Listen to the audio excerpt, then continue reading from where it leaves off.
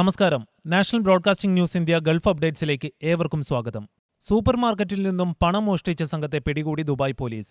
6,60,000 ദിർഹം മോഷ്ടിച്ച 2 പേരെയാണ് police arrest ചെയ്തത്.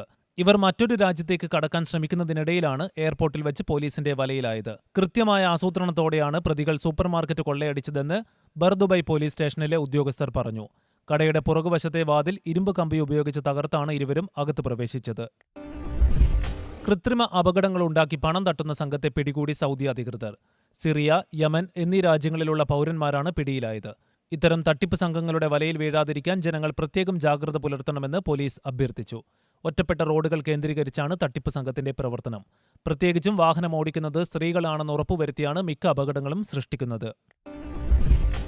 അസഭ്യവും അപമാനകരവുമായ പരാമർശങ്ങൾ നടത്തി സ്ത്രീയെ അപമാനിച്ചെന്ന സംഭവത്തിൽ പ്രതി നഷ്ടപരിഹാരം നൽകണമെന്ന് കോടതി വിധി. Align civil commercial administrative claim കോടതിയാണ് നഷ്ടപരിഹാരം നൽകാൻ ഉത്തരവിട്ടത്. ഈ സംഭവവുമായി ബന്ധപ്പെട്ട ക്രിമിനൽ കേസിലെ പ്രതി കുറ്റക്കാരനാണെന്ന് കണ്ടെത്തിയതിനെ തുടർന്നാണ് align civil commercial administrative claim കോടതിയുടെ നഷ്ടപരിഹാരം നൽകാനുള്ള ഉത്തരവ്. വെർച്വൽ പ്രൈവറ്റ് നെറ്റ്വർക്ക് അഥവാ VPN ആപ്പുകൾ ഉപയോഗിക്കുന്നവരുടെ എണ്ണത്തിൽ UAE-യിൽ വൻ വർധനവ്. കഴിഞ്ഞ 5 വർഷത്തെ കണക്ക് പ്രകാരം VPN ആപ്പുകളുടെ ഉപയോഗ നിരക്ക് UAE-യിൽ 65.78%. തൊട്ടുപിന്നിൽ 55.43%, ഖത്തർ 38.23%, സിംഗപ്പൂർ എന്നീ രാജ്യങ്ങളാണുള്ളത്. കൂടുതൽ വാർത്തകൾക്ക് വേണ്ടി കേൾക്കൂ national broadcasting news India Gulf updates.